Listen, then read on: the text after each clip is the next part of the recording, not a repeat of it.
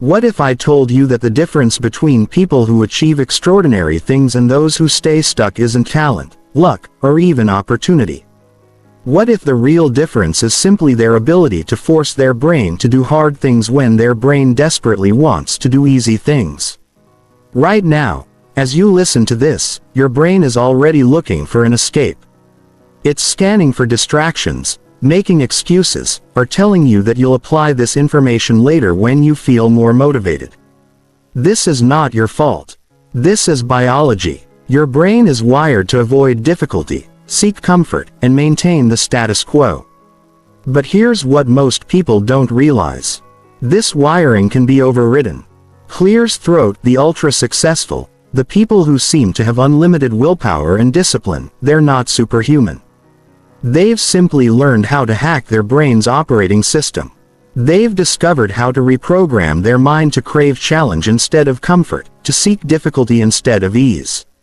And by the time you finish this audiobook, you'll know exactly how to do the same. This isn't about motivation. Motivation is temporary, unreliable, and frankly useless for sustained success. This is about creating a systematic approach that forces your brain to execute regardless of how you feel. You're about to learn the neuroscience behind resistance, the psychology of execution, and most importantly, the specific techniques that will transform your mind from your greatest obstacle into your most powerful weapon. Because here's the truth: everything you want in life exists on the other side of hard things.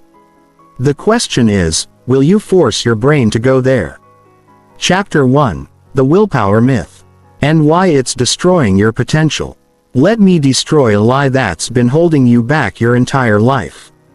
You've been told that successful people have more willpower than you, that they possess some superhuman ability to resist temptation and push through difficulty. This is completely false, and believing it is the reason you're stuck. Willpower is not a muscle that some people have more of. It's not a character trait that you either possess or you don't. Willpower is a finite resource that depletes throughout the day. And successful people understand this. They don't rely on willpower to do hard things. They rely on systems that eliminate the need for willpower entirely. Here's what really happens when you try to use willpower to change your life. You wake up motivated, full of determination to stick to your goals. You resist the urge to check your phone. You eat healthy. You work out. You stay focused on important tasks for a few hours, maybe even a few days. You feel unstoppable. But then something happens. You face a difficult decision at work. You deal with stress at home. You encounter an unexpected challenge. And suddenly your willpower tank is empty. The cookies in the kitchen become irresistible. The workout gets skipped. The important project gets postponed. You tell yourself you'll start again tomorrow. But tomorrow brings its own challenges, its own stress, its own willpower demands, and the cycle continues. This is called decision fatigue, and it's been proven in laboratory after laboratory. Every time your brain has to make a decision, especially a difficult one, it uses up mental energy. By the end of the day, you're running on fumes, which is exactly when your brain defaults to its easiest, most automatic behaviors.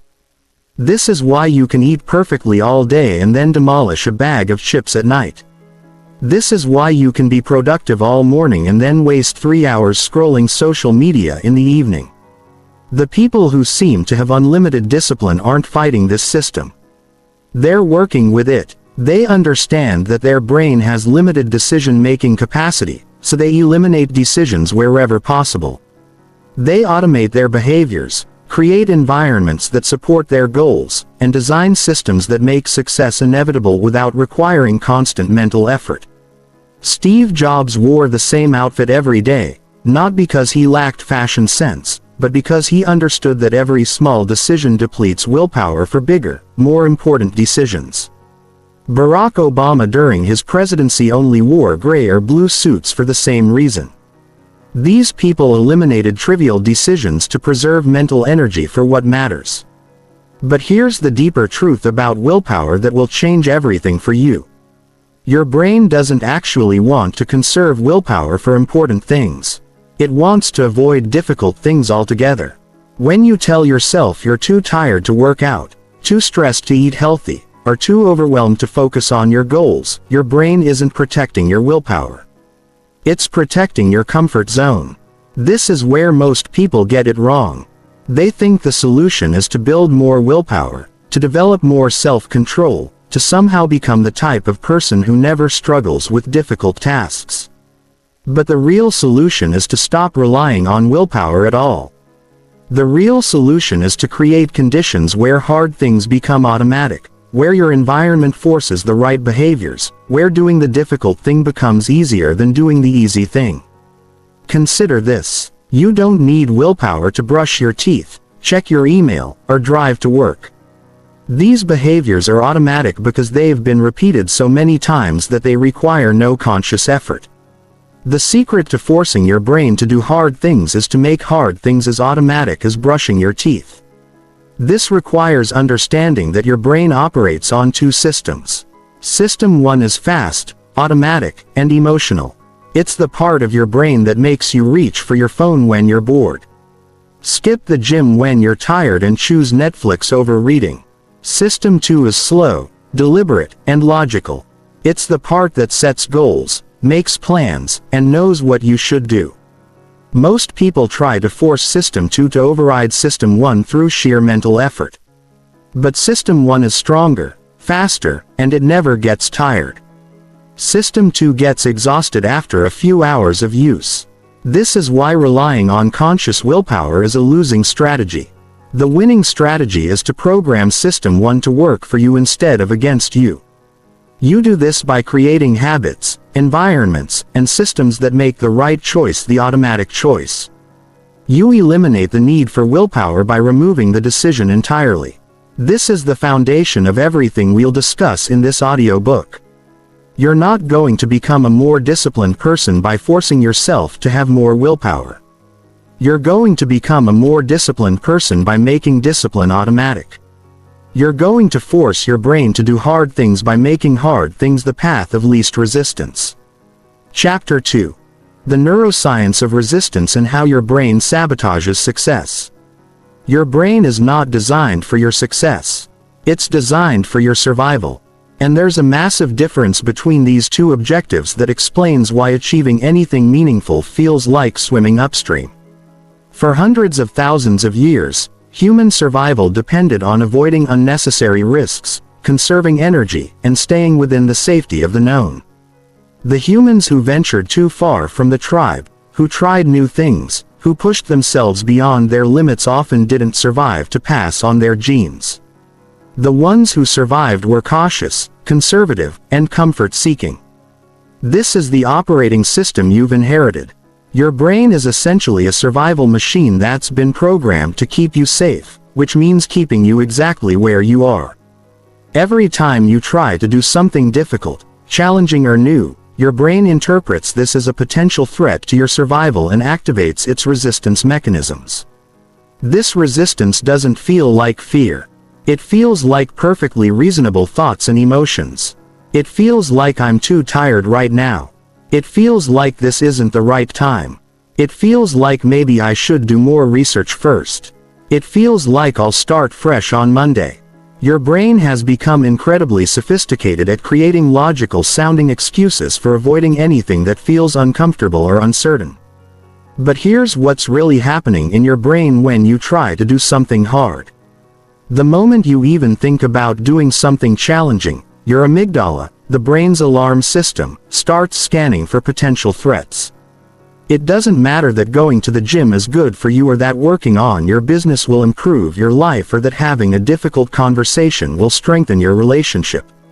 All your amygdala knows is that these things are unfamiliar.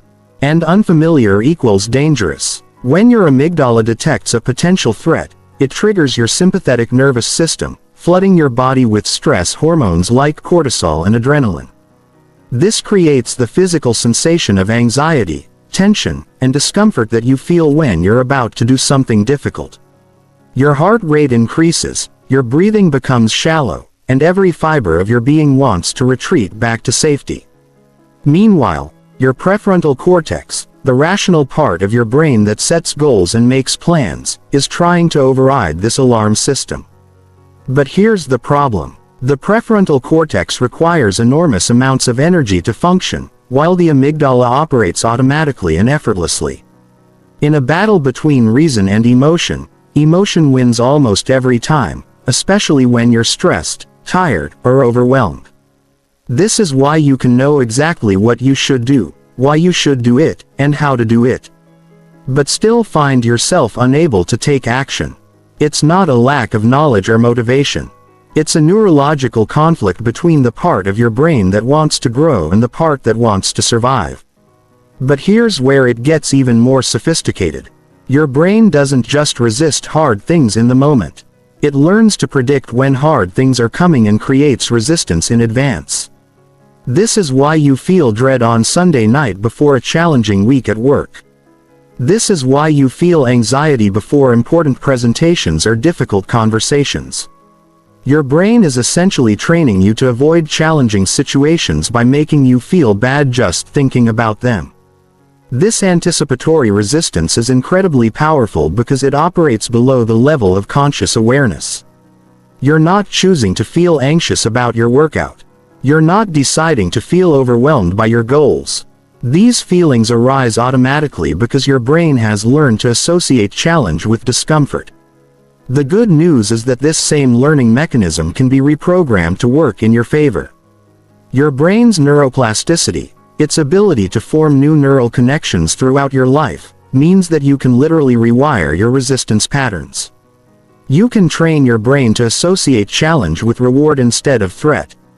This process begins with understanding the specific resistance patterns your brain uses to keep you stuck. The first pattern is procrastination, which your brain uses to avoid anything that feels difficult or uncertain. Instead of saying, "I don't want to do this," your brain says, "I'll do it later." This creates the illusion that you're still committed to your goal while allowing you to avoid the discomfort of cross-the action. The second pattern is perfectionism, which your brain uses to avoid the risk of failure or judgment. Instead of taking imperfect action, your brain convinces you that you need more time, more information, or better conditions before you can begin. This keeps you in an endless state of preparation without ever moving toward execution.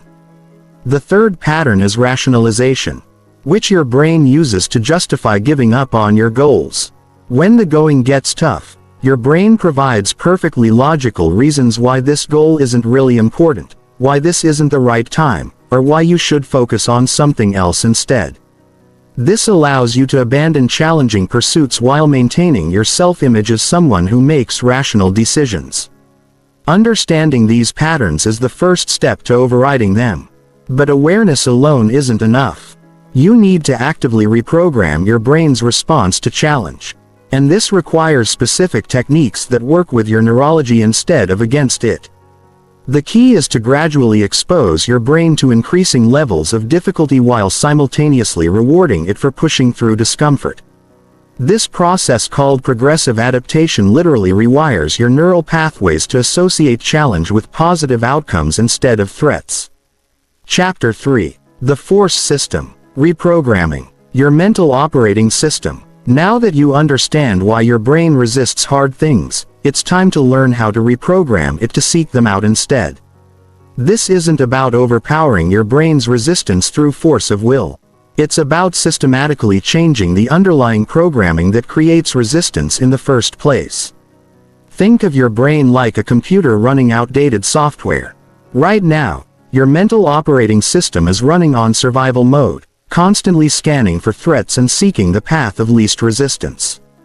But just like you can update software to improve performance and add new features, you can update your mental programming to support challenge-seeking behavior instead of comfort-seeking behavior. This reprogramming process involves three core components: trigger modification, response replacement, and reward restructuring. Together, these create what I call the force system. A comprehensive approach that makes your brain automatically choose difficulty over ease. Trigger modification is the process of changing your environment and routines to eliminate resistance triggers while amplifying execution triggers. Your brain responds to environmental cues constantly, often below the level of conscious awareness. The sight of your phone triggers the urge to check social media. The comfort of your bed triggers the desire to stay lying down. The sight of unhealthy food triggers cravings. But environmental triggers can work in your favor just as powerfully as they work against you. The sight of workout clothes laid out the night before triggers exercise motivation. A clean, organized workspace triggers focus and productivity. Books visible in your environment trigger learning and growth mindset. The key is to systematically audit your environment and identify every trigger that either supports or undermines your goals. Then you eliminate the negative triggers and amplify the positive ones. This isn't about willpower or self-control. It's about environmental design that makes the right choice the obvious choice. For example, if you want to work out consistently, you don't rely on motivation to get to the gym. You lay out your workout clothes the night before. Pack your gym bag and put it by the door. Set your alarm across the room so you have to get up to turn it off. And keep a water bottle and pre-workout supplement ready on your nightstand. You've created a chain of environmental triggers that naturally leads to exercise without requiring any difficult decisions. Response replacement is the process of consciously choosing new responses to the internal triggers that normally create resistance.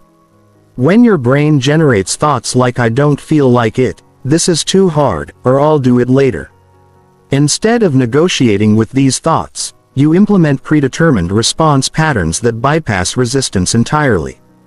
This requires developing what I call response scripts, predetermined mental responses to common resistance patterns. When your brain says, "I don't feel like working out," your response script might be, "Feelings are temporary. Actions create results." When your brain says, "This project is too overwhelming," your response script might be, "I only need to focus on the next small step." The key to effective response scripts is that they redirect your attention away from feelings and toward actions. Your brain generates resistance through emotional reasoning, making you feel like avoiding challenge is the right choice. Response scripts bypass emotional reasoning by focusing your attention on predetermined behaviors regardless of how you feel. But the most powerful component of the force system is reward restructuring, which involves consciously training your brain to derive pleasure from difficulty instead of comfort. Your current reward system, shaped by evolution and reinforced by modern society, gives you the biggest dopamine hits from easy pleasures. Social media, junk food, entertainment, and other forms of instant gratification. This creates a neurological problem. Your brain is wired to repeat behaviors that generate dopamine, which means it's constantly seeking easy rewards and avoiding activities that don't provide immediate pleasure, since most meaningful goals require delayed gratification. Your brain naturally resists working toward them. Reward restructuring solves this problem by artificially creating dopamine hits for challenging behaviors. You do this through immediate micro-rewards that train your brain to associate difficulty with pleasure. Every time you do something hard, you immediately give yourself a small reward that generates positive feelings. This might mean celebrating for 30 seconds after completing a workout, treating yourself to something small after finishing a difficult task, or simply acknowledging your effort with positive self-talk. The key is that the reward comes immediately after the challenging behavior, creating a direct neurological connection between difficulty and pleasure. Over time, this rewiring process becomes automatic. Your brain starts to anticipate the reward that comes after challenging behaviors, which generates motivation to seek out challenges instead of avoiding them. What once felt difficult and unpleasant starts to feel exciting and rewarding. The force system also incorporates what neuroscientists call implementation intentions, which are if-then plans that automate your responses to specific situations. Instead of relying on in-the-moment decision M, which is when your brain is most likely to choose comfort over challenge, you predetermined your actions for common scenarios. For example, if I feel like skipping my workout, then I will put on my workout clothes and do just 5 minutes of exercise. If I feel overwhelmed by a project, then I will work on it for just 10 minutes. If I want to check social media during work time, then I will write down 3 important tasks I need to complete first. Implementation intentions work because they transfer control from your emotional brain to your rational brain. When you encounter a resistance trigger, instead of having to make a difficult decision in the moment, you simply execute your predetermined plan. This eliminates the internal negotiation that usually leads to choosing the easy path. The final element of the force system is progressive loading, which gradually increases the difficulty of challenges to build your brain's tolerance for discomfort. Just like physical training involves progressively heavier weights to build strength, mental training involves progressively harder challenges to build psychological resilience. You start with challenges that are difficult but manageable. Then gradually increase the difficulty as your brain adapts. This might mean starting with 5-minute workouts and building up to hour-long sessions, or starting with small uncomfortable conversations and building up to major difficult discussions. Progressive loading works because it allows your brain to adapt to increased challenge without triggering overwhelming resistance. Each level of difficulty becomes your new baseline, preparing you for the next level. This creates a compound effect where your capacity for handling difficulty grows exponentially over time. Chapter 4. Environmental Programming. Designing your world for automatic execution. Your environment is constantly programming your behavior, whether you realize it or not. Every object you see, every sound you hear, every space you occupy is sending signals to your brain about what actions to take. The problem is that most people live in environments that are programmed for comfort, distraction, and resistance, which means they're fighting an uphill battle every time they try to do something challenging. But here's what successful people understand that others don't. You can reverse engineer your environment to automatically trigger the behaviors you want. Instead of relying on willpower to overcome a resistant environment, you can create an environment that makes resistance nearly impossible and execution nearly inevitable. This isn't about having perfect conditions or expensive equipment. This is about understanding the psychological principles of environmental design and applying them strategically to eliminate friction for positive behaviors while creating friction for negative behaviors. The first principle is visual priming, which leverages the fact that your brain processes visual information faster than any other type of input. What you see in your environment immediately influences your thoughts, emotions, and behaviors, often without conscious awareness. This is why seeing junk food makes you crave junk food, why seeing your phone makes you want to check it, and why seeing a messy space makes you feel overwhelmed. But visual priming can work powerfully in your favor when you design it intentionally. If you want to read more, you place books in highly visible locations throughout your living space. If you want to exercise consistently, you make your workout equipment impossible to ignore. If you want to eat healthier, you make healthy foods the most visible options in your kitchen. The key is to make positive visual cues unavoidable while minimizing or eliminating negative visual cues. This means your phone should be out of sight when you're trying to focus. Your workout clothes should be the first thing you see when you wake up. Your workspace should contain only items that support productive work. The second principle is friction engineering, which involves making positive behaviors easier to start while making negative behaviors harder to start. Your brain naturally gravitates toward the path of least resistance. So you can influence your behavior by controlling which path requires less effort. This might mean preparing healthy meals in advance, so eating well requires less effort than ordering junk food. It might mean deleting social media apps from your phone, so checking them requires more effort than doing productive work. It might mean setting up your workspace the night before, so starting important tasks requires less effort than procrastinating. Friction engineering is incredibly powerful because it works with your brain's natural tendencies instead of against them. Instead of forcing yourself to choose the harder option, you engineer your environment so that the right choice becomes the easier choice. The third principle is context stacking, which involves using existing strong habits as triggers for new behaviors you want to develop. Your brain already has automatic routines that require no willpower or decision making. By attaching new behaviors to these existing patterns, you can make them automatic as well. For example, if you want to develop a meditation practice, you might stack it onto your existing morning coffee routine.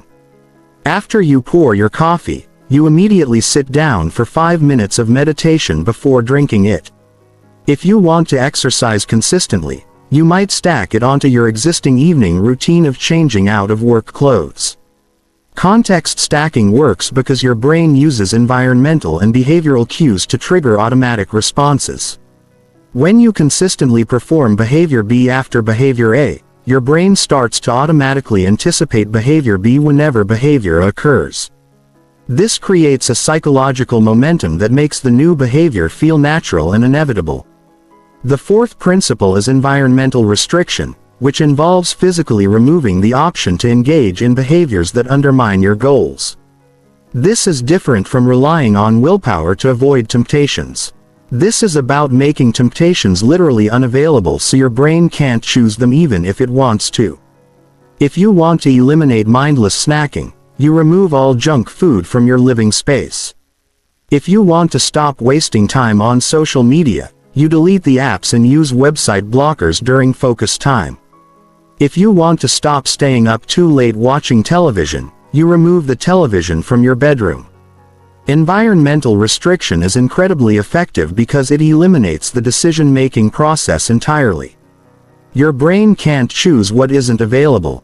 This allows you to make one difficult decision, changing your environment, that eliminates hundreds of smaller decisions that would otherwise require willpower.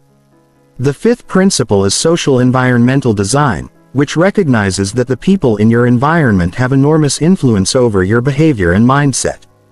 If you're surrounded by people who avoid challenges, make excuses, and settle for mediocrity, their behaviors will become your norm.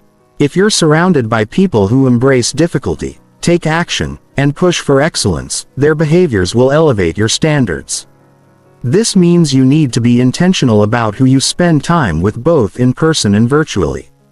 The conversations you have, the content you consume, and the communities you participate in are all shaping your beliefs about what's normal and possible.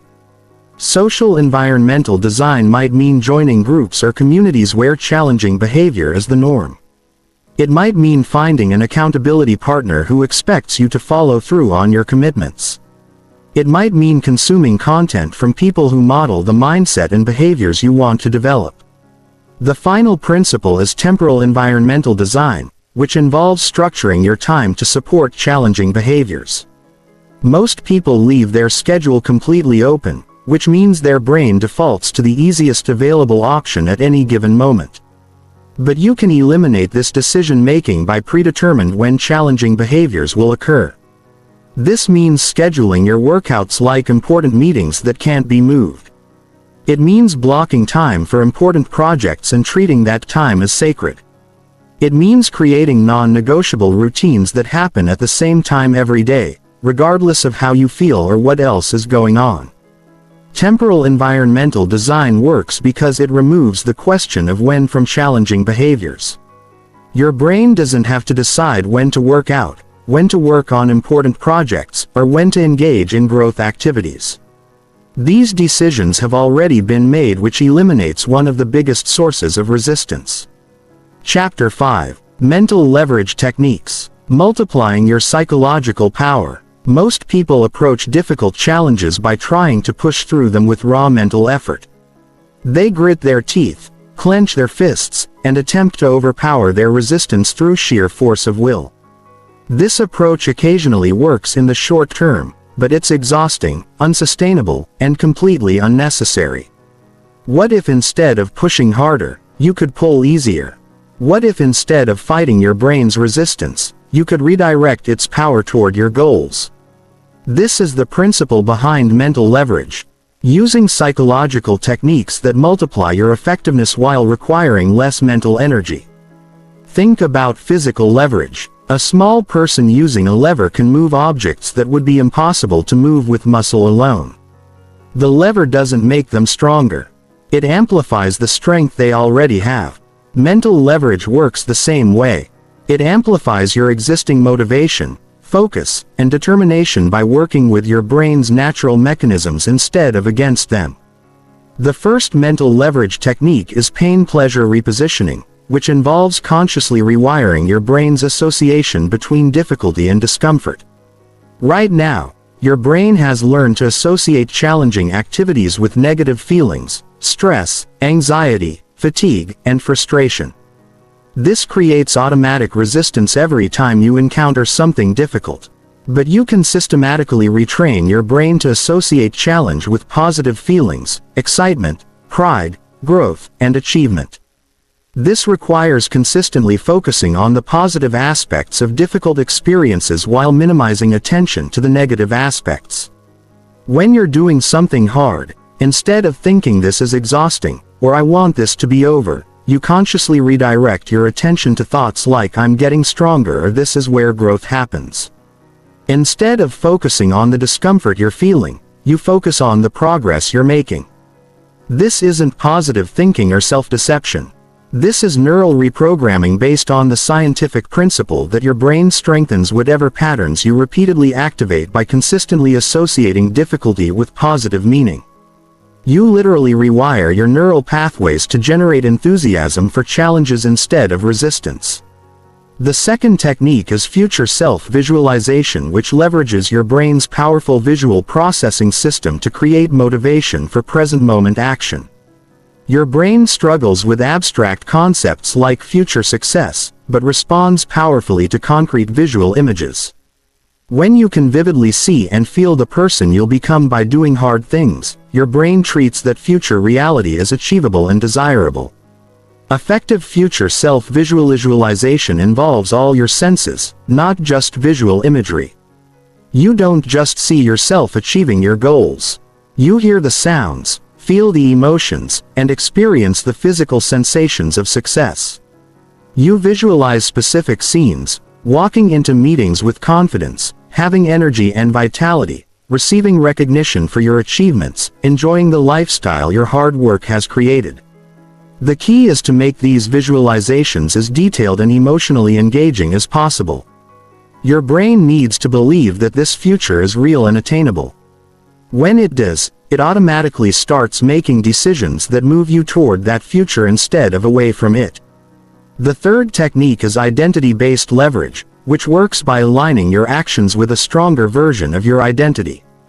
Instead of relying on external motivation or willpower, you tap into the powerful psychological drive for self-consistency. When your brain believes you are a certain type of person, it automatically generates behaviors that match that identity. This requires consciously choosing an identity that naturally does hard things, then consistently acting in alignment with that identity until it becomes your new default sense of self. Instead of saying, "I want to get in shape," you adopt the identity, "I am someone who takes care of their body," instead of saying "I should work harder." You adopt the identity, "I am someone who executes on their commitments." The more you act in alignment with this stronger identity, the more real it becomes in your mind. Eventually, doing hard things stops feeling like something you're forcing yourself to do and starts feeling like something you naturally do because of who you are. The fourth technique is systems thinking leverage, which involves focusing on the processes that create results instead of the results themselves. Your brain gets overwhelmed when it focuses on big distant outcomes. But it functions optimally when it focuses on small immediate actions. Instead of thinking "I need to lose 50, you think "I need to make good food choices at my next meal." Instead of thinking "I need to build a successful business," you think "I need to complete the next task on my action plan." This redirects your mental energy toward actionable steps instead of abstract outcomes. Systems thinking is leveraging because it breaks overwhelming goals into manageable actions while maintaining forward progress. Your brain can handle small challenges much more easily than large ones, but small challenges consistently applied create massive results over time. The fifth technique is social leverage, which harnesses the powerful human drive for social connection and approval. Your brain is wired to care deeply about how others perceive you. And this drive can be redirected to support challenging behaviors instead of comfortable ones. This might involve making public commitments to your goals. So, your brain's desire to maintain your reputation motivates consistent action. It might involve joining communities where challenging behavior is the norm. So, your brain's desire to fit in drives you toward difficult activities. It might involve finding accountability partners who expect you to follow through on your commitments. Social leverage is powerful because it taps into motivational systems that are stronger than individual willpower. When your brain knows that others are watching and expecting certain behaviors, it automatically generates the energy to meet those expectations. The sixth technique is temporal leverage, which involves using your brain's natural rhythms and energy patterns. To maximize your effectiveness during challenging activities instead of trying to maintain consistent performance throughout the day, you identify when your mental energy is highest and schedule your most difficult tasks during those peak periods. For most people, mental energy is highest in the morning and gradually depletes throughout the day. This means difficult cognitive tasks, important decisions, and challenging projects should be scheduled as early as possible. Later in the day, when mental energy is lower, you focus on easier, more routine activities. Temporal leverage multiplies your effectiveness by working with your natural biology instead of against it. Instead of forcing yourself to do hard things when your brain is tired and resistant, you do them when your brain is fresh and capable. The final technique is compound leverage, which involves stacking multiple leverage techniques together to create exponentially greater effectiveness. Instead of using one technique at a time, you combine visual, identity, social, and temporal leverage into a comprehensive system that makes challenging behaviors nearly automatic. For example, you might start your day with future self-visualization to generate motivation.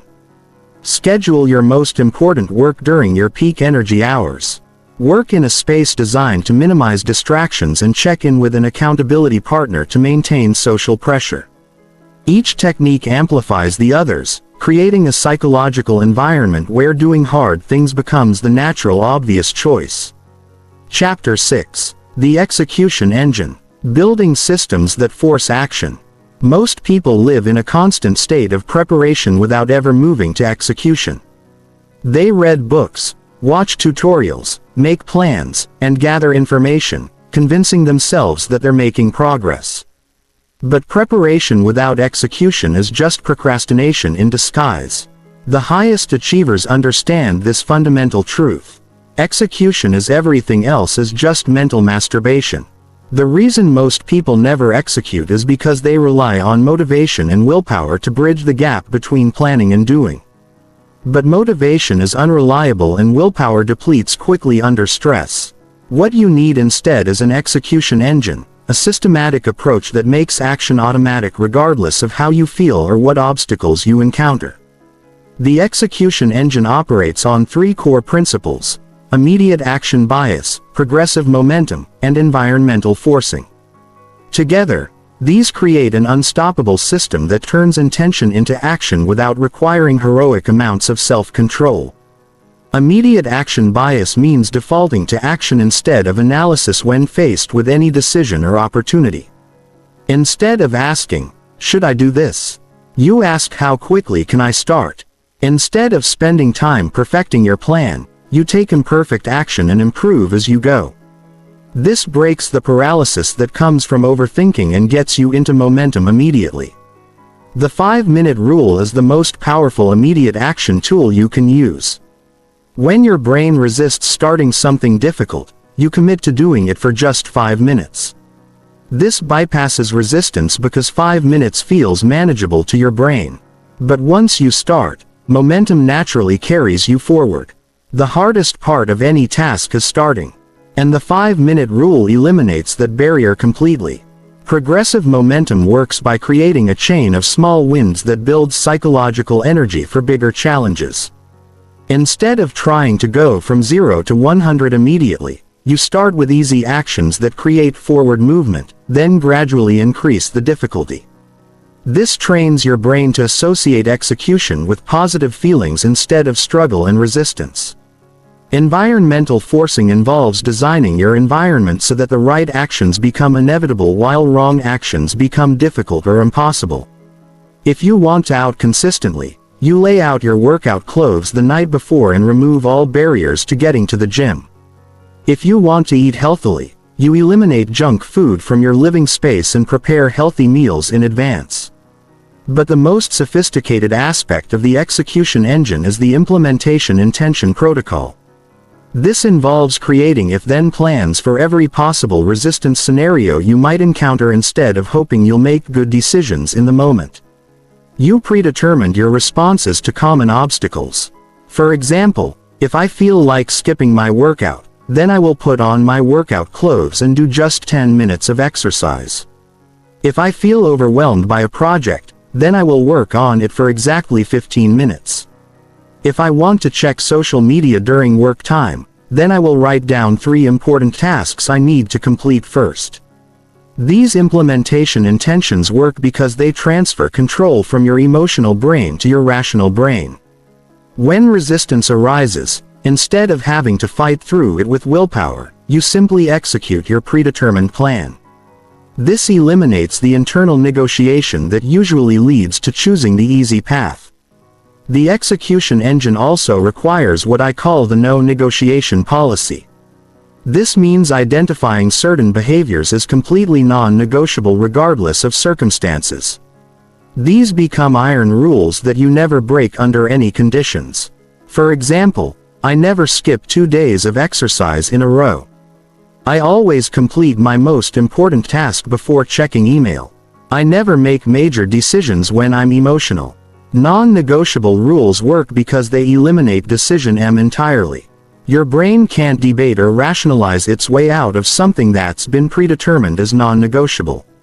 This preserves mental energy for more important decisions while ensuring that critical behaviors happen automatically. Finally, the execution engine includes accountability triggers that create external pressure to follow through on your commitments. This might involve making public commitments that put your reputation on the line, working with accountability partners who check on your progress, or creating financial consequences for failing to execute. The key is making the cost of not executing higher than the discomfort of executing. When your brain knows that failing to take action will result in real consequences, it automatically generates the energy to overcome resistance and follow through. Chapter 7. Deep Focus Mastery, Training Your Brain for Laser Concentration. In a world designed to destroy your attention, the ability to focus deeply on important tasks has become a superpower that separates high achievers from everyone else. While most people's brains are scattered across multiple distractions, jumping from task to task without ever achieving meaningful depth, those who master deep focus can accomplish more in a few hours than others accomplish in entire days. But here's what most people don't understand about focus. It's not a natural ability that some people have and others don't. Focus is a trainable skill that becomes stronger with practice and weaker with neglect. Every time you resist a distraction and maintain concentration on an important task, you strengthen your focus muscle. Every time you give into distraction, you weaken it. The modern world has created an epidemic of attention deficit that goes far beyond clinical conditions. The average person checks their phone over 150 times per day and can focus on a single task for less than 11 minutes before being interrupted or interrupting themselves. Your brain has been trained to crave constant stimulation and immediate gratification, making sustained focus feel almost impossible. This creates a devastating cycle where the harder your task, the more your brain seeks distraction, and the more you give into distraction, the weaker your focus becomes. Breaking this cycle requires understanding exactly how attention works and implementing specific techniques that retrain your brain to sustain concentration for extended periods. Deep focus operates in states, not bursts. Your brain needs time to eliminate surface-level thoughts and reach the deeper levels of concentration where complex thinking and creative insights occur. This typically takes 15 to 20 minutes of sustained attention before you reach peak cognitive performance. But most people never experience this state because they interrupt themselves long before reaching it. The first step to developing deep focus is eliminating external distractions completely. Your phone should be in another room, not just silent. Your workspace should contain only items related to your current task. All notifications should be disabled. Any potential interruption should be removed or blocked. This isn't about having perfect self-control. It's about creating an environment where distractions literally cannot reach you, but external distractions are only half the problem. Internal distractions, the constant stream of thoughts, worries, and random mental chatter that arises during focus attempts are even more challenging to manage. This is where the attention anchor technique becomes essential. An attention anchor is a predetermined focal point that you return to whenever your mind wanders. This might be your breathing, a specific phrase you repeat, or a physical sensation you maintain awareness of. When you notice your attention has drifted, you don't fight the distraction or judge yourself. You simply return to your anchor and continue working. This process of noticing distraction and returning to focus is like mental weightlifting. Each time you bring your attention back, you strengthen your concentration muscle. The goal isn't to eliminate mind wandering completely. It's to notice it quickly and redirect your attention back to your intended focus. The progressive focus training protocol involves gradually increasing your concentration periods while maintaining high-quality attention. You start with periods that feel manageable, perhaps 15 or 20 minutes. Then slowly extend them as your focus strength improves. The key is maintaining intensity throughout the entire period rather than trying to focus for longer periods at lower quality. During deep focus sessions, your brain should feel slightly strained, like a muscle being challenged during exercise. If focus feels effortless, you're probably not pushing hard enough. If it feels overwhelming, you're trying to do too much too soon. The optimal challenge level creates manageable difficulty that builds strength without causing burnout. Advanced focus training includes what neuroscientists call cognitive load management. This involves learning to distinguish between different types of mental effort and allocating your cognitive resources strategically. Decision-making, creative thinking, and analytical problem-solving all require different types of mental energy and should be scheduled when your cognitive load is optimal for that specific task. The concept of attention residue explains why switching between tasks destroys focus quality. When you move from one task to another, part of your attention remains stuck on the previous task, reducing your cognitive capacity for the new task. This is why checking email or social media during focus sessions is so damaging. It leaves mental residue that contaminated your concentration for much longer than the distraction itself. Deep focus also requires managing your energy, not just your attention.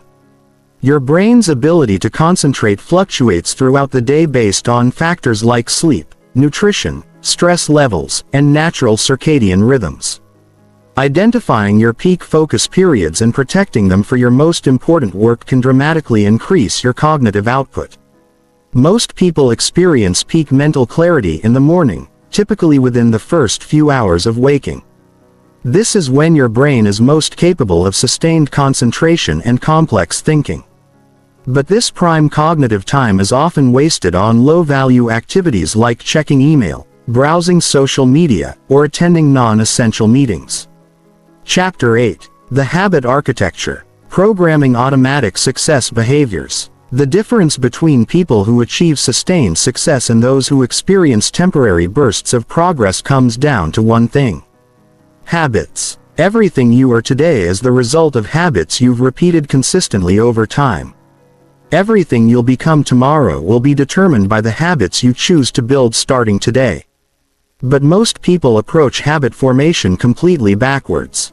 They try to change their entire life overnight, relying on motivation and willpower to sustain behaviors that feel difficult and unnatural. This approach fails because it fights against how your brain actually creates automatic behaviors. Your brain forms habits through a neurological loop called the habit circuit. Cue, routine, reward. Every habit starts with a trigger that signals your brain to initiate an automatic behavior, followed by the behavior itself, followed by some form of reward that reinforces the pattern. Understanding this loop is essential because it shows you exactly how to engineer habits that stick permanently. The key to successful habit formation isn't starting with behaviors you want to do. It's starting with behaviors that feel almost impossible to fail at. This principle, called minimum effective dose, involves making your initial habit so small and easy that your brain can't generate resistance to it. If you want to start exercising, don't commit to hour-long workouts. Commit to putting on your workout clothes. If you want to start reading, don't commit to reading entire books. Commit to reading one page. If you want to start meditating, don't commit to 20 minute sessions. Commit to sitting quietly for 60 seconds. This approach works because it bypasses your brain's resistance mechanisms completely. Your brain can't generate significant opposition to behaviors that require almost no effort. But once you start the behavior, momentum naturally carries you forward, often leading you to do more than your minimum commitment. The minimum effective dose also trains your brain to associate the new habit with success rather than struggle. Every time you complete your tiny habit, you create positive reinforcement that makes the behavior more likely to repeat. This builds psychological momentum that makes the habit feel increasingly natural and automatic. Habit stacking is the most powerful technique for installing new behaviors permanently. Instead of trying to create habits from scratch, you attach them to existing strong habits that already occur automatically. Your brain uses existing behavioral patterns as triggers for new behaviors, creating an inevitable chain of actions. For example, if you already drink coffee every morning, you can stack a new habit immediately after. After I pour my coffee, I will write in my journal for 5 minutes. If you already brush your teeth before bed, you can add after I brush my teeth, I will read for 10 minutes. The key to effective habit stacking is choosing trigger habits that are extremely consistent and placing your new habit immediately after the trigger.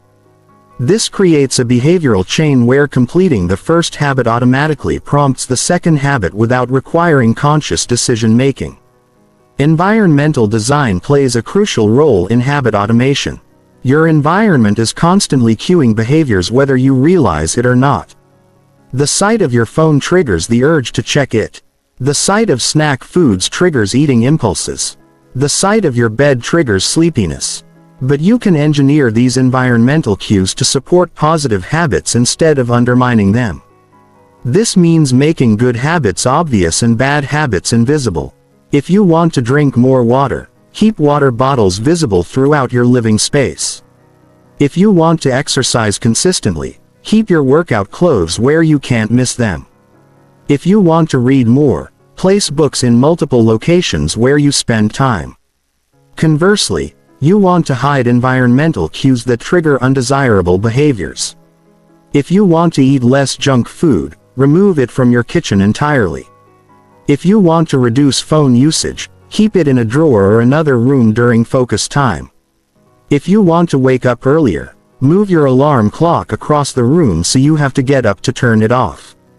The habit tracking system provides the reward component that reinforces your behavioral loop. Your brain needs immediate feedback to strengthen neural pathways associated with new behaviors. Without clear evidence of progress, motivation fades and habits weaken. The most effective tracking system is visual and immediate. This could be marking an X on a calendar every day you complete your habit. Using a habit tracking app that provides instant feedback, or simply keeping a visible scorecard that shows your consistency over time. The psychological power of tracking comes from the compound effect of small wins. Each time you mark your habit as complete, you get a tiny hit of dopamine that reinforces the behavior. Over time, maintaining your streak becomes rewarding in itself, creating additional motivation to continue the habit even when you don't feel like doing it. But the ultimate goal of habit formation isn't external tracking. It's identity change. The most sustainable habits are those that align with your sense of self. When you see yourself as someone who exercises regularly, eating healthy foods, or constantly learning new skills, the associated behaviors feel natural and automatic rather than forced.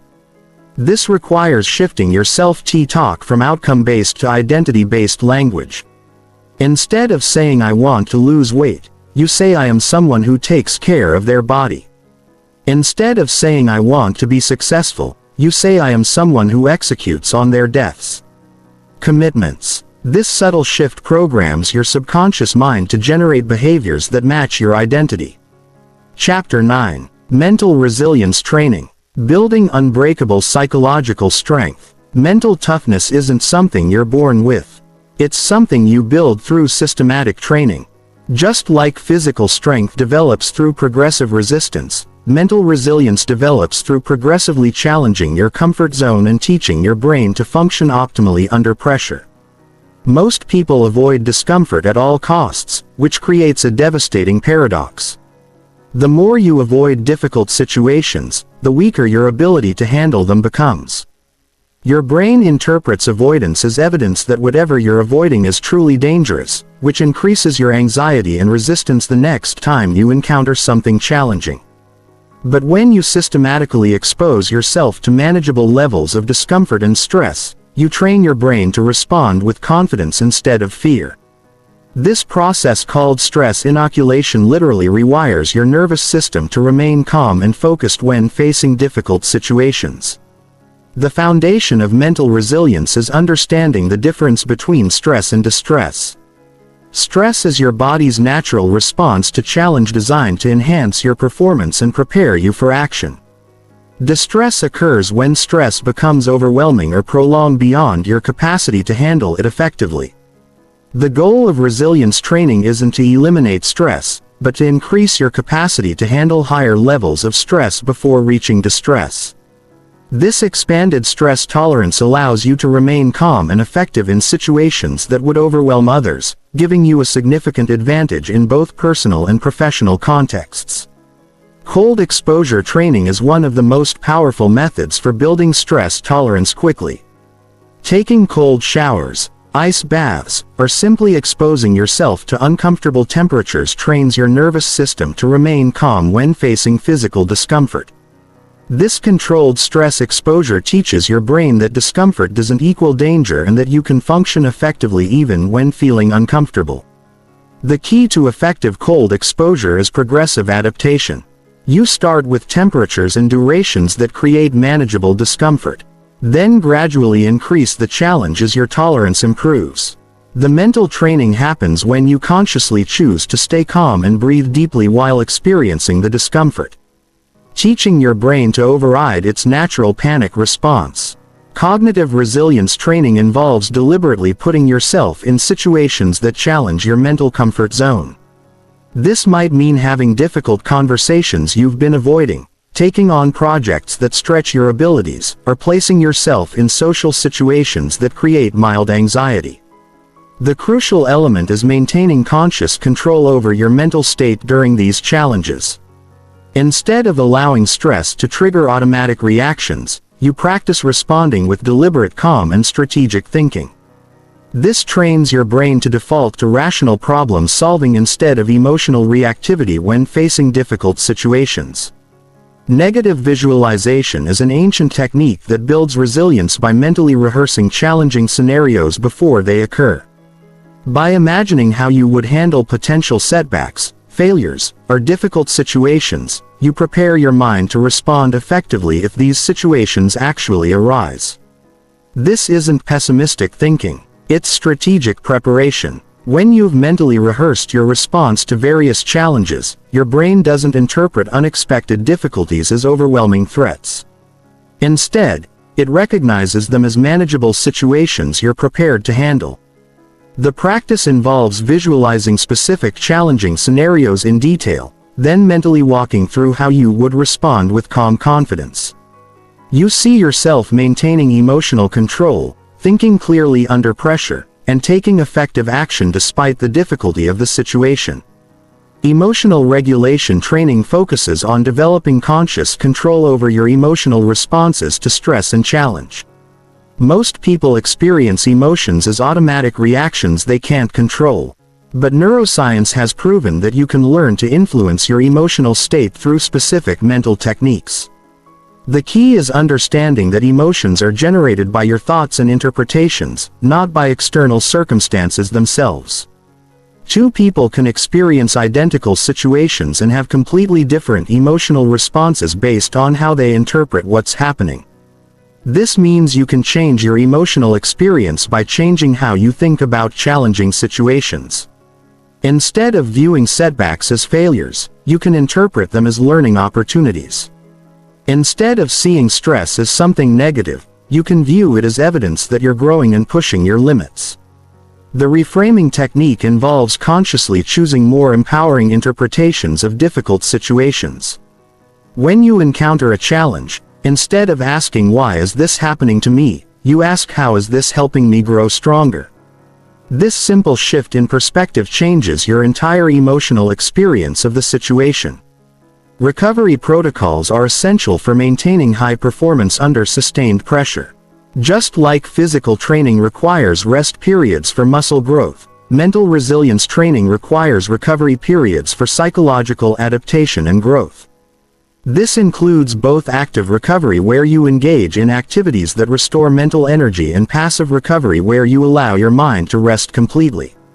Active recovery might include activities like light exercise, creative pursuits, or social connection. Passive recovery involves activities like meditation, sleep, or simply sitting quietly without stimulation. The key is balancing challenge with recovery so that you're constantly building resilience without burning out. Too much challenge without adequate recovery leads to breakdown. Too much recovery without adequate challenge leads to weakness. The optimal balance keeps you growing steadily while maintaining long-term sustainability. Chapter 10. The Persistence Protocol. Never quitting until you win. The ultimate test of your mental training isn't how you perform when things go well.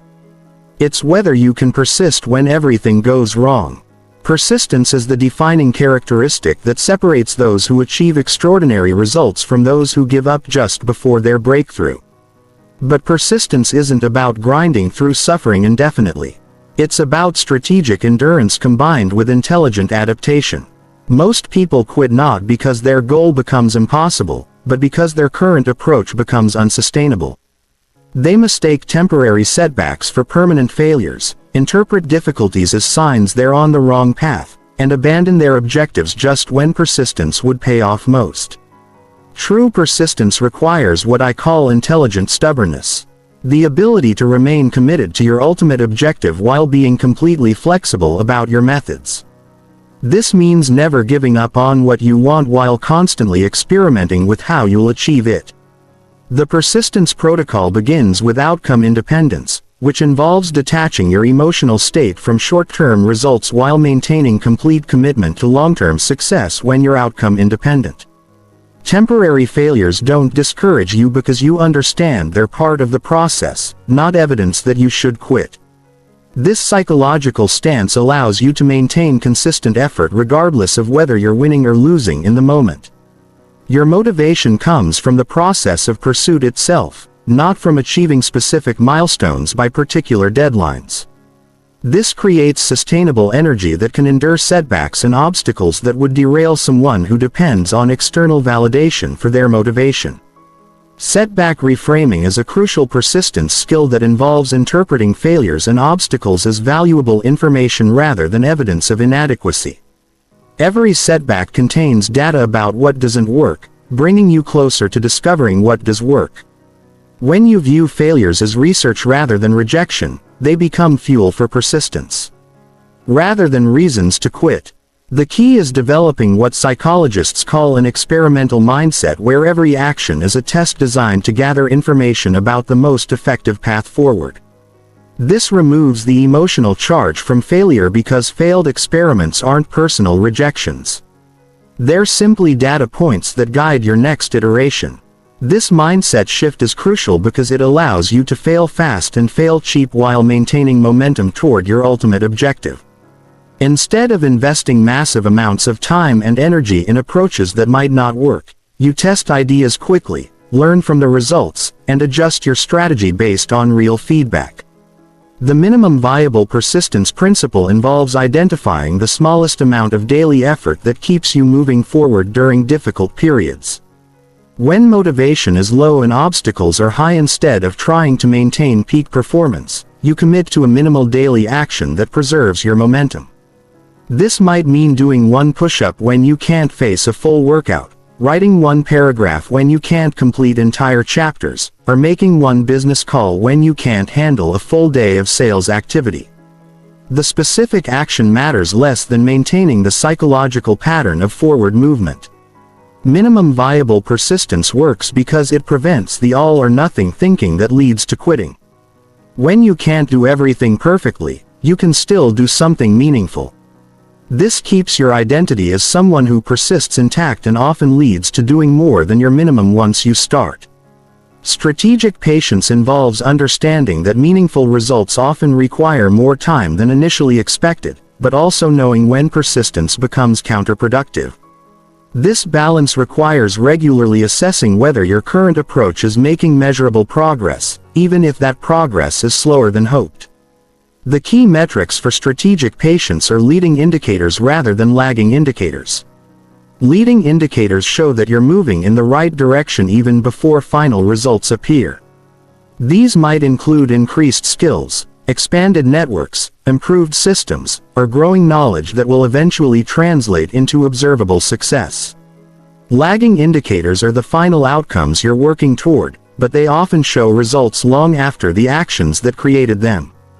By focusing on leading indicators, you can maintain confidence in your progress even when final results aren't yet visible. The compound persistence principle recognizes that effort invested in difficult periods pays exponentially higher returns than effort invested during easy periods. When others are quitting, reducing effort, or avoiding challenges, your continued persistence gains you disproportionate ground because you're competing against fewer people who are trying at the same intensity. This creates accelerated progress during periods that would normally slow down results. Your persistence during others' weakness becomes your greatest competitive advantage and often leads to breakthrough moments that wouldn't have been possible during easier periods. Environmental persistence support involves creating systems and structures that make quitting more difficult than continuing. This might include public commitments that put your reputation on the line, financial investments that create cost to quitting, or social accountability systems that expect your continued effort. The goal is making persistence the path of least resistance by creating friction around quitting. When stopping requires effort and explanation, while continuing requires only follow through, your brain naturally chooses persistence even when motivation is low. The final element of the persistence protocol is milestone celebration, which involves acknowledging progress and effort regardless of whether ultimate objectives have been achieved. This creates positive reinforcement for persistent behavior itself, not just for successful outcomes. Regular celebration of persistence maintains the psychological energy needed for long-term endurance. While building an identity around being someone who never gives up, this identity becomes self-reinforcing, making persistence feel natural and automatic rather than forced and difficult. Chapter 11: Advanced Mental Programming. Breaking through your ultimate limitations. There comes a point in your mental development where standard techniques aren't enough. You've built basic discipline, developed good habits, and can handle moderate challenges. But to reach elite levels of performance, you need to reprogram the deepest layers of your subconscious mind where your most fundamental limitations hide. These aren't the obvious limitations that you can see and address consciously. These are the invisible barriers that operate below your awareness, secretly sabotaging your efforts.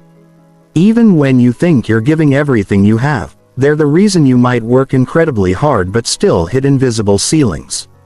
Why? You can push yourself to certain levels but mysteriously can't break through to the next tier of performance. Advanced mental programming involves identifying and systematically dismantling these hidden limitations while installing new programming that supports unlimited growth. This requires understanding how your deepest beliefs were formed and using specific techniques that can override programming that has been reinforced for decades. The first level of advanced programming targets your identity-based limitations. Most people underestimate how powerfully their sense of self constrains their behavior.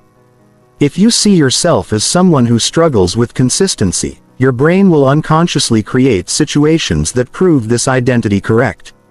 If you believe you're not the type of person who achieves extraordinary success, you'll unconsciously sabotage opportunities that would contradict this belief. Identity reprogramming requires systematically acting in ways that contradict your current self-image while simultaneously feeding your mind evidence of your new identity. This isn't positive thinking or self-deception. This is strategic identity construction through deliberate action and selective attention. The process begins with choosing an identity that naturally does the hard things you want to do.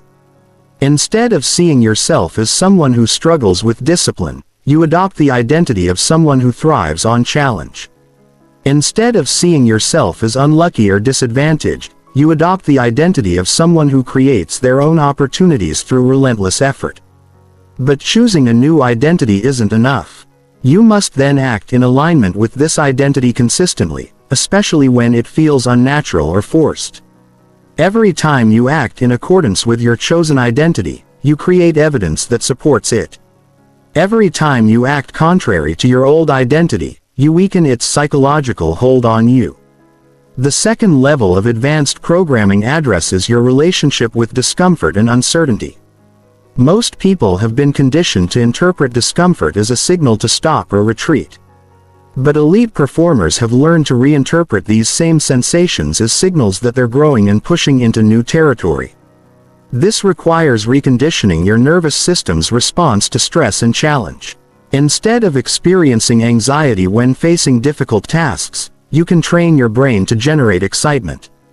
Instead of feeling dread when approaching uncomfortable situations, you can condition yourself to feel anticipation for growth opportunities.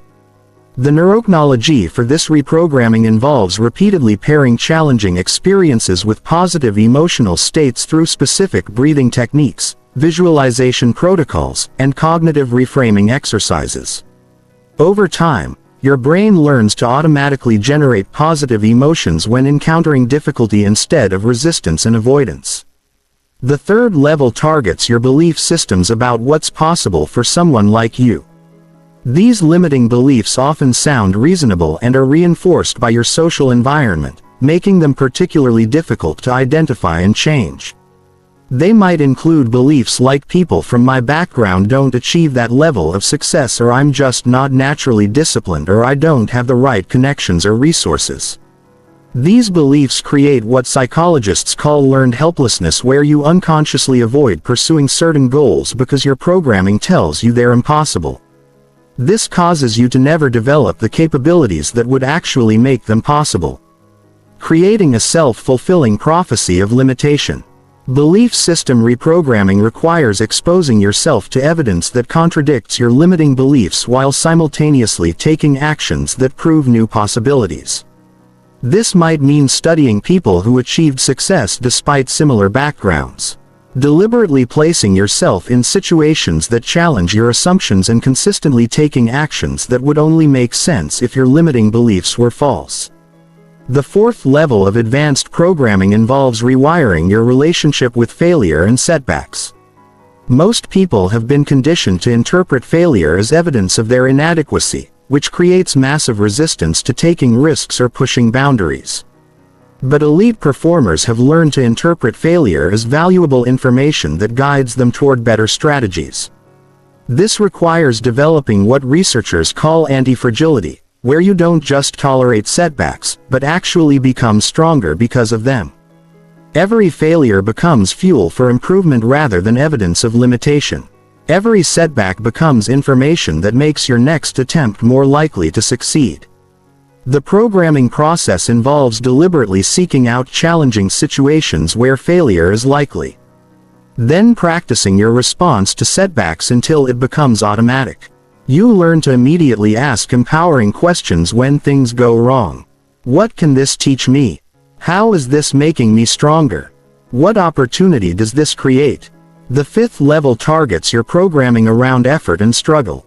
Most people have been taught that having to work hard for something means they're not naturally gifted or that success isn't meant for them. This creates resistance to the sustained effort that's required for extraordinary achievement. Elite performers have reprogrammed themselves to interpret struggle as evidence that they're pursuing something worthwhile.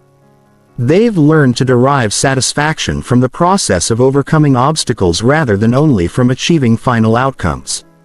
This makes them capable of sustaining effort for much longer periods without burning out or losing motivation. This reprogramming involves consciously celebrating moments of struggle and effort rather than only celebrating results. You train your brain to generate positive emotions from the process of pushing your limits, working through difficulties, and maintaining consistency despite challenges. The final level of advanced programming involves transcending the need for external validation or motivation. Most people's behavior is ultimately driven by seeking approval, avoiding criticism, or proving their worth to others. This creates psychological dependency that limits their ability to pursue unconventional paths or maintain effort when external support is lacking. True mental freedom requires developing internal validation systems that are independent of external circumstances or other people's opinions. This means deriving satisfaction from your own standards of excellence, measuring progress against your own previous performance, and maintaining motivation based on your internal vision rather than external pressures. This programming creates what researchers call intrinsic motivation, which is far more sustainable and powerful than any external motivator.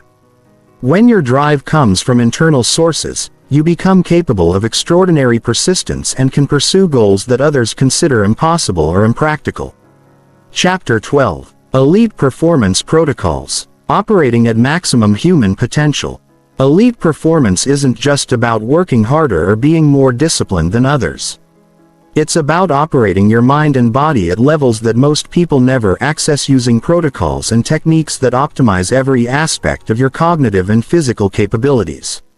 This is how the top 1% of performers in any field consistently output results that seem impossible to everyone else.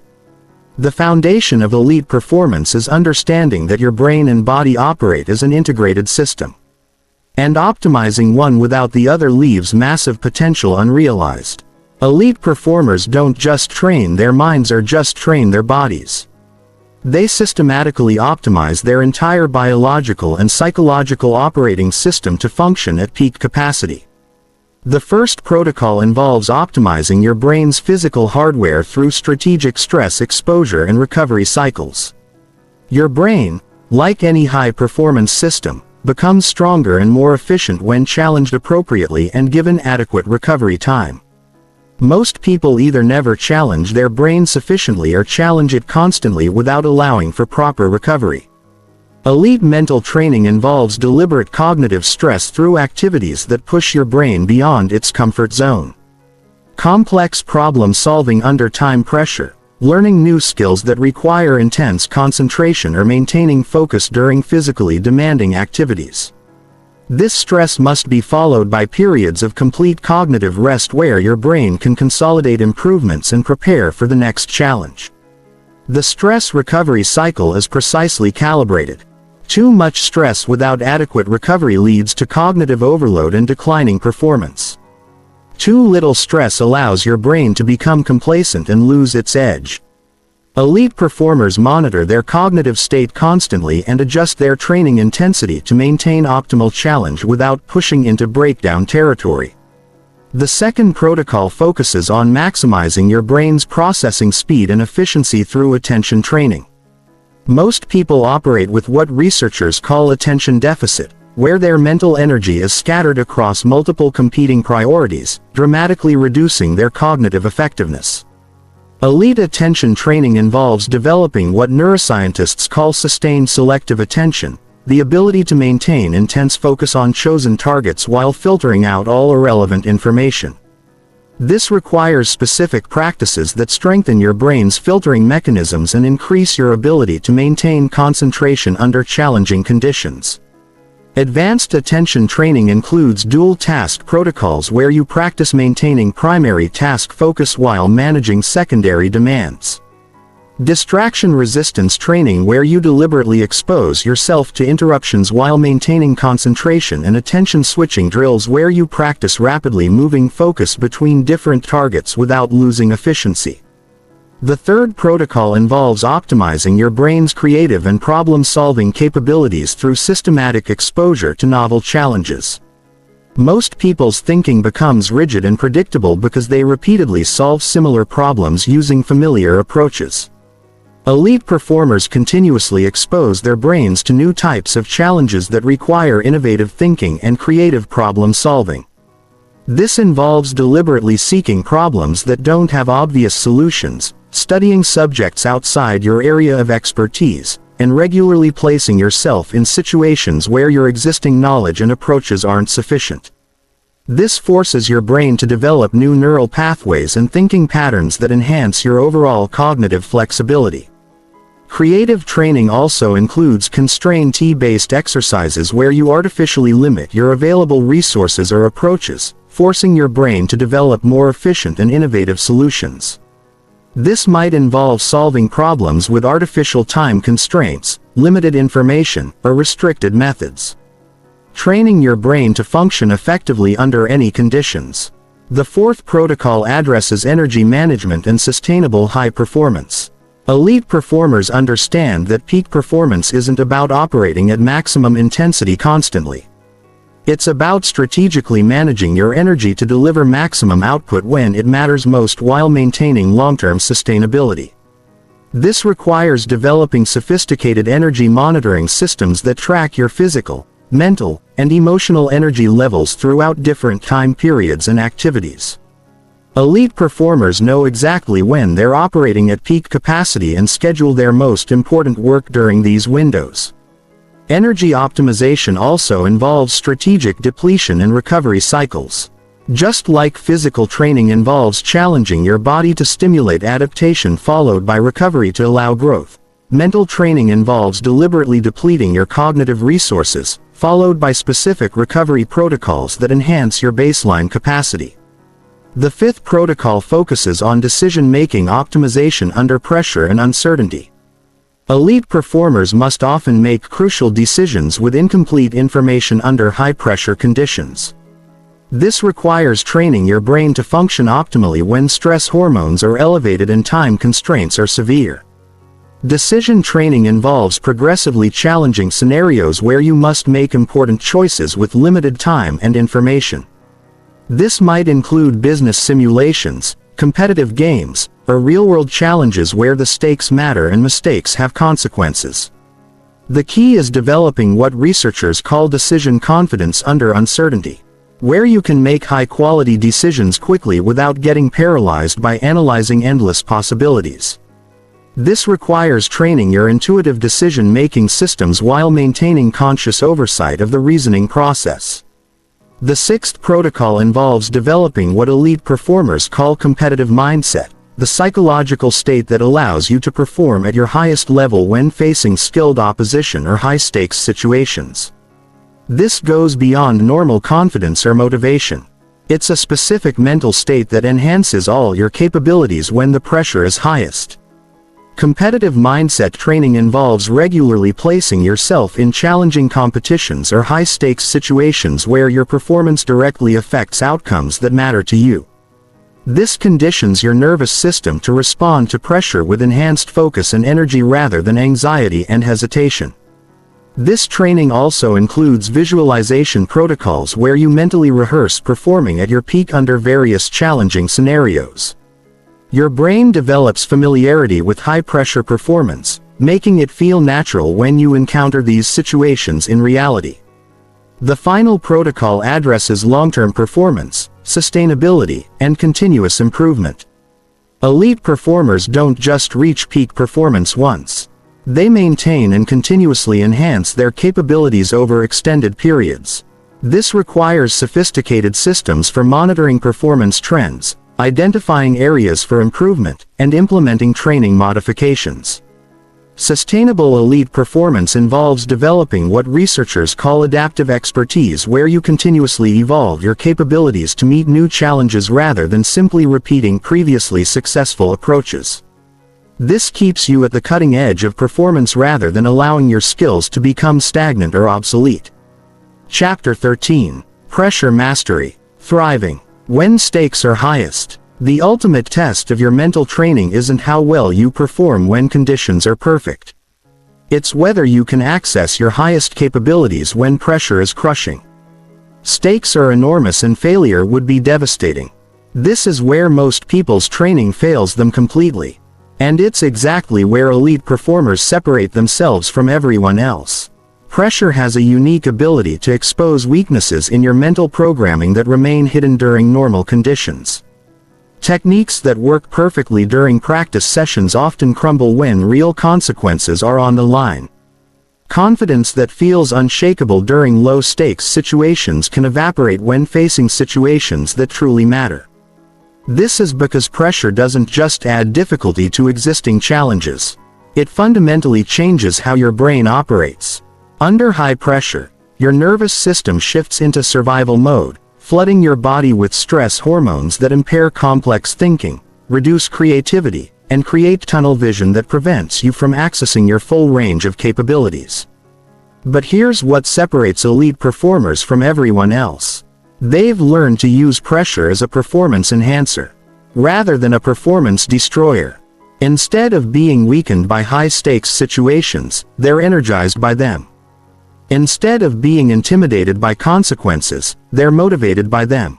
This transformation requires understanding exactly how pressure affects your physiology and psychology. Then implementing specific training protocols that reprogram your nervous system to respond optimally when stakes are highest. The first level of pressure mastery involves developing what researchers call stress inoculation. This means systematically exposing yourself to progressively challenging pressure situations while maintaining optimal performance.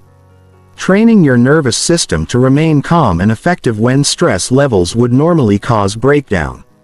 Stress inoculation begins with controlled exposure to manageable pressure situations, then gradually increases the stakes and consequences as your tolerance improves. This might start with public speaking to small groups and progress to presenting to large audiences or hostile environments. It might begin with competitive games with friends and progress to high-stakes competitions with serious consequences. The key is ensuring that you maintain high-quality performance throughout each pressure exposure. If you allow yourself to perform poorly under pressure, you're training your brain that pressure causes performance degradation. Clears throat. But if you consistently perform well despite pressure, you train your brain that pressure enhances rather than impairs your capabilities. The second level involves developing what elite performers call pressure reprogramming. The ability to consciously reinterpret pressure sensations as excitement and energy rather than anxiety and threat. Your body's physiological response to pressure and excitement are nearly identical. Increased heart rate, elevated adrenaline, and heightened alertness. The difference isn't in what's happening in your body. It's in how your brain interprets these sensations. Most people interpret pressure sensations as signals that something dangerous is happening and they should be afraid. Elite performers interpret identical sensations as signals that something important is happening and they should be energized. This reframing isn't just positive thinking. It requires specific training to override your brain's automatic interpretation patterns. You practice consciously choosing empowering interpretations of pressure sensations until this becomes your automatic response. When you feel your heart racing before an important presentation, instead of thinking, "I'm nervous," you think, "I'm energized." When you feel butterflies before a crucial conversation, instead of interpreting this as anxiety, you recognize it as excitement for the opportunity to demonstrate your capabilities. The third level addresses what researchers call performance focus under pressure.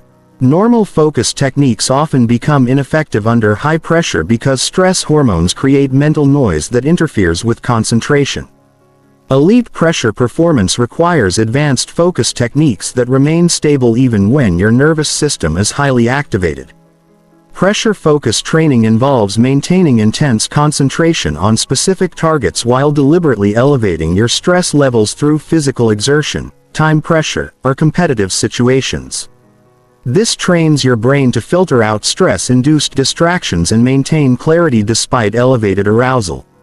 Advanced pressure focus includes what military and emergency responders call task fixation, the ability to become completely absorbed in executing critical actions regardless of chaos or danger in your environment. This prevents your brain from being overwhelmed by the magnitude of consequences and keeps your attention locked onto the specific actions that create successful outcomes. The fourth level involves developing emotional regulation under extreme pressure. When stakes are highest, emotions become more intense and can either enhance or destroy your performance depending on how well you can manage them. Fear, anger, excitement, and anxiety all become amplified under pressure. And your ability to channel these emotions productively determines your performance quality. Elite emotional regulation requires understanding that emotions under pressure aren't obstacles to overcome. They're energy sources to harness. Fear can be transformed into laser focus. Anger can be channeled into determination. Excitement can be directed toward optimal performance. The key is learning to direct emotional energy rather than being overwhelmed by it. This training involves deliberately placing yourself in emotionally charged situations while practicing specific regulation techniques. You learn to recognize emotional escalation quickly, intervene with appropriate regulation strategies, and maintain optimal emotional states regardless of external circumstances. The fifth level addresses decision-making under pressure when you must make crucial choices quickly with limited information. Normal decision-making processes that involve careful analysis and deliberation become impossible when time is limited and stakes are high. Elite performers develop rapid decision-making capabilities that maintain high quality even under severe constraints. Pressure decision training involves scenarios where you must make important choices with artificial time limits, incomplete information, and real consequences for poor choices. This trains your brain to access intuitive decision-making systems while maintaining logical oversight of your reasoning process. Advanced pressure decision-making includes what researchers call confident uncertainty, the ability to make decisive choices even when you don't have complete confidence in the outcome. This prevents analysis paralysis that often occurs under pressure when people become frozen by the fear of making wrong decisions. The sixth level involves developing what elite performers call pressure presence, the ability to project calm confidence and maintain your normal personality even when facing intense pressure. Many people become noticeably different under pressure, losing their natural charisma, communication effectiveness, and leadership capabilities. Pressure presence training involves maintaining your authentic personality and communication style while dealing with high-stakes situations. This requires specific techniques for managing nervous system activation that allows your normal personality to remain accessible even when stress levels are elevated. This training also includes developing the ability to make others feel comfortable even when you're operating under intense pressure. Elite performers can maintain their effectiveness while helping their team members perform optimally despite challenging conditions. The final level addresses pressure recovery, the ability to bounce back quickly from high-pressure situations without experiencing prolonged stress effects or performance degradation. Many people can perform adequately under pressure but require extensive recovery time afterward, limiting their ability to handle sustained challenging periods. Elite pressure recovery involves specific techniques for rapidly down-regulating your nervous system after high-stress situations, preventing the accumulation of stress effects that would impair future performance. This allows you to handle multiple pressure situations in sequence without experiencing cumulative stress damage. Chapter 14: Sustainable Excellence. Building Systems for Lifelong Peak Performance.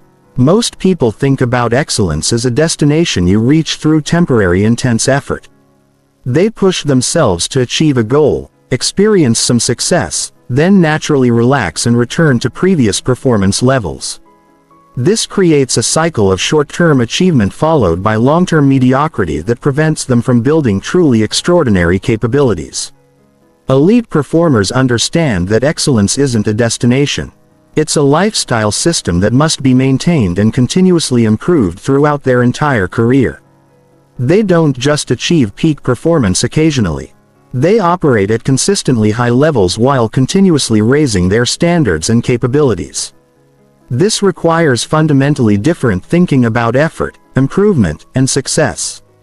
Instead of viewing peak performance as an unsustainable state that can only be maintained temporarily, elite performers develop systems that make high-level performance feel natural and automatic rather than forced and exhausting.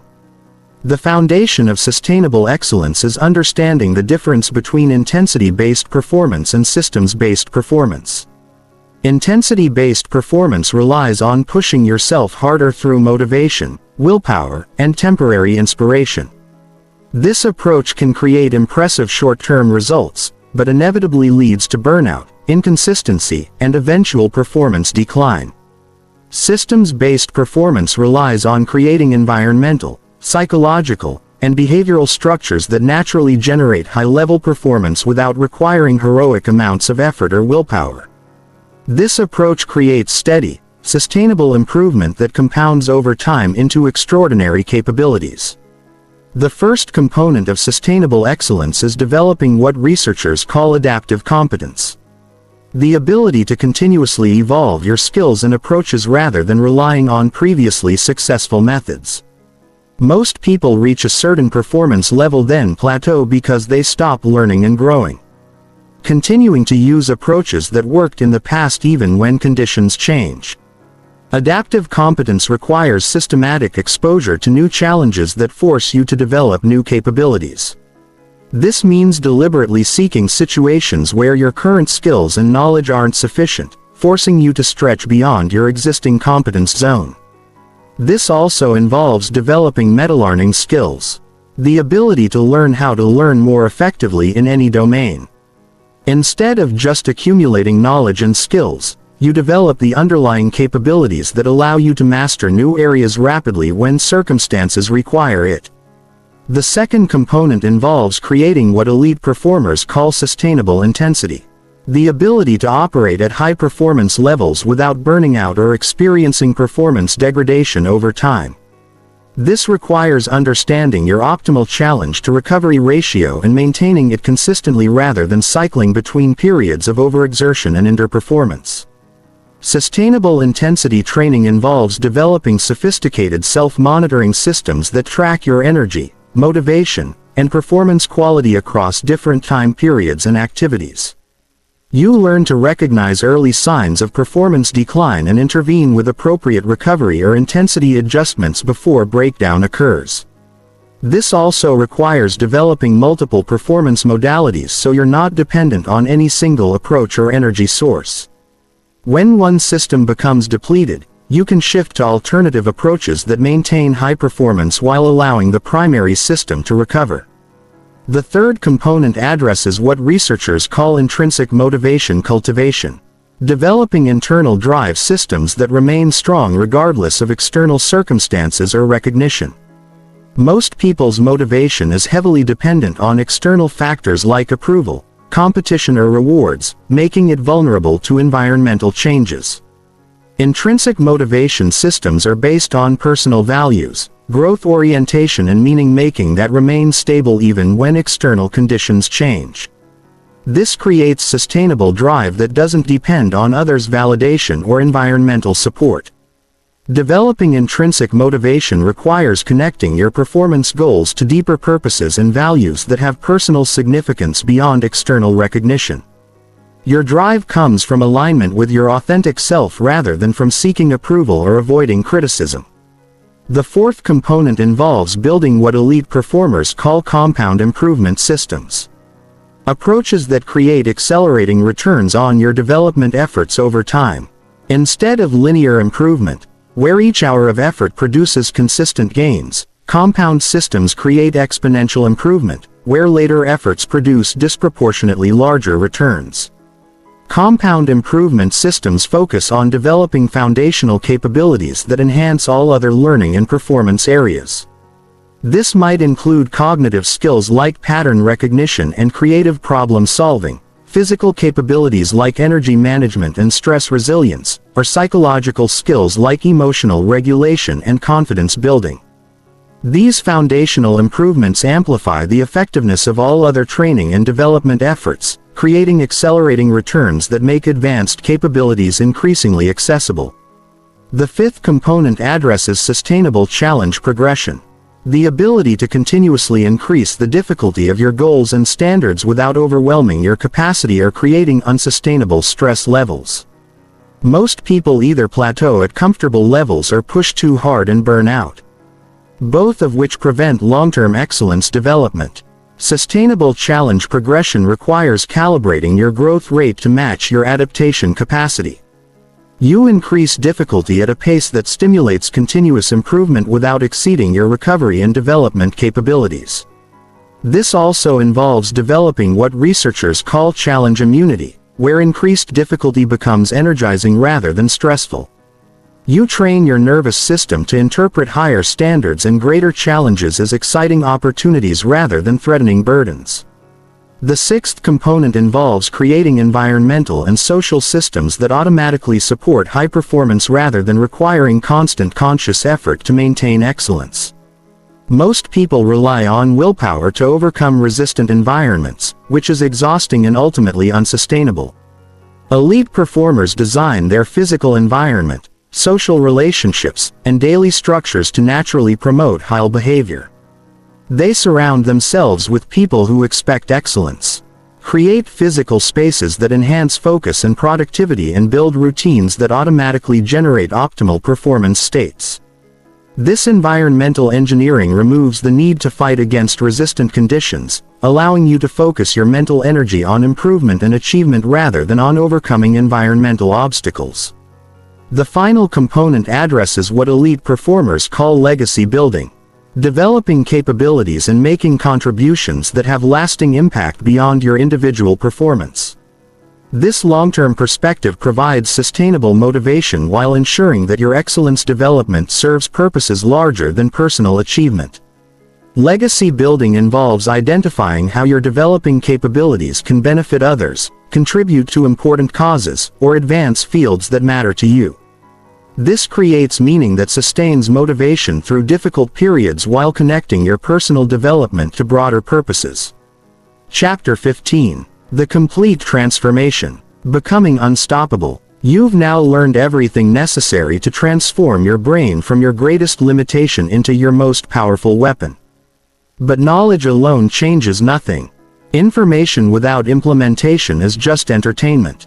The difference between those who achieve extraordinary transformation and those who remain stuck despite knowing what to do comes down to one thing: the decision to commit completely to becoming a different person. This isn't about making small improvements to your existing personality or adding a few good habits to your current lifestyle. This is about fundamental transformation at the deepest levels of your identity, belief systems, and automatic behavioral patterns. This is about becoming the type of person who naturally does hard things because that's simply who they are. The complete transformation requires understanding that you're not just changing your behaviors. You're literally rewiring your brain's neural pathways, reprogramming your subconscious operating system, and constructing an entirely new sense of self that operates at levels you previously thought were impossible. This transformation happens in stages, each building on the previous while creating momentum that makes the next level feel natural and inevitable. But the process requires total commitment. You can't partially reprogram your brain or selectively apply these principles. Either you commit completely to becoming a different person or you remain essentially the same person with slightly improved habits. The first stage of complete transformation is what I call the breaking point, where you definitively reject your old identity and all the limitations it imposed on your potential. This isn't gradual change or slow improvement. This is a conscious decision that your old self with all its fears, excuses, and limitations is no longer acceptable. This breaking point often comes from reaching absolute clarity about the cost of staying the same. When you truly understand what remaining unchanged will cost you in terms of missed opportunities, unreached potential, and eventual regret, the pain of staying the same becomes greater than the pain of transformation.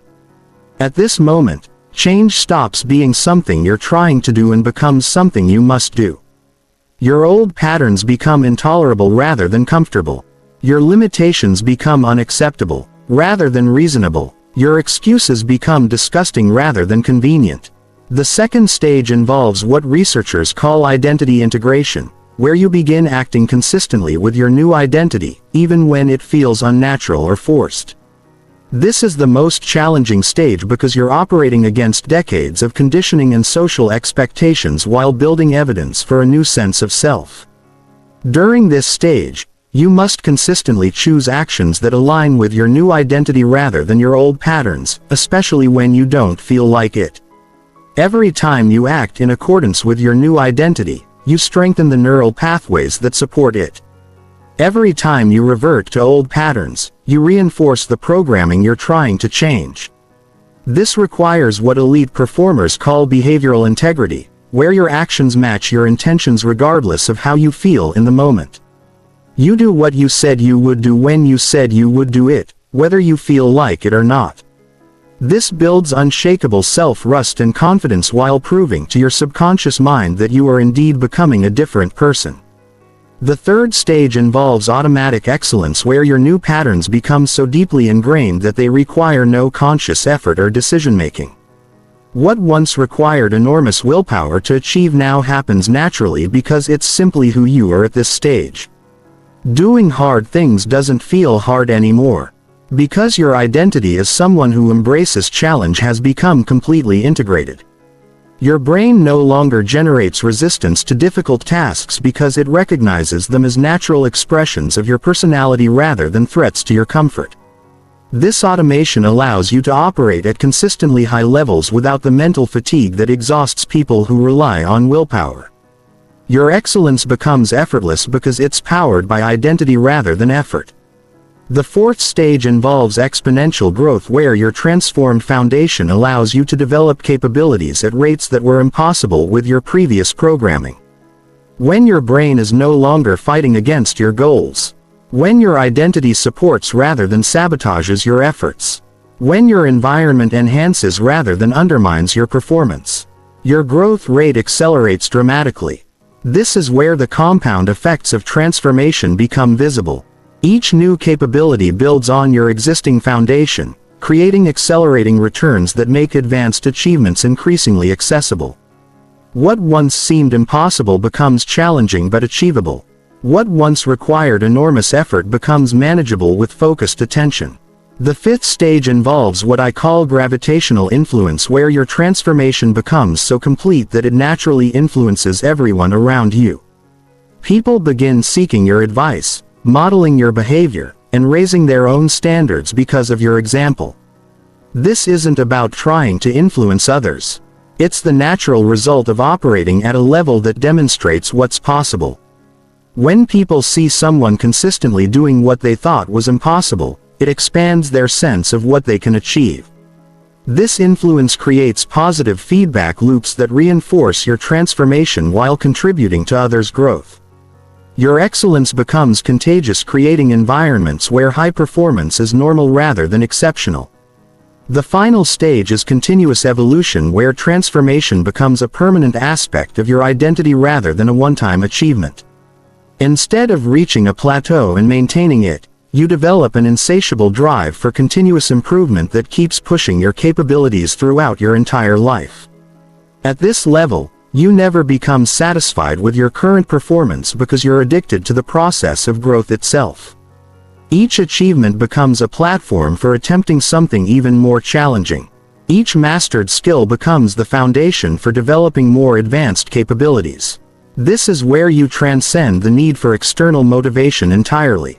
Your drive comes from the joy of pushing limits, the satisfaction of overcoming obstacles, and the excitement of discovering what you're truly capable of achieving. But here's the crucial truth about complete transformation. It starts with a single decision. Not the decision to try harder or do better, but the decision to reject your current identity completely and commit to becoming someone entirely different. Right now, as you finish this audiobook, you stand at a crossroads.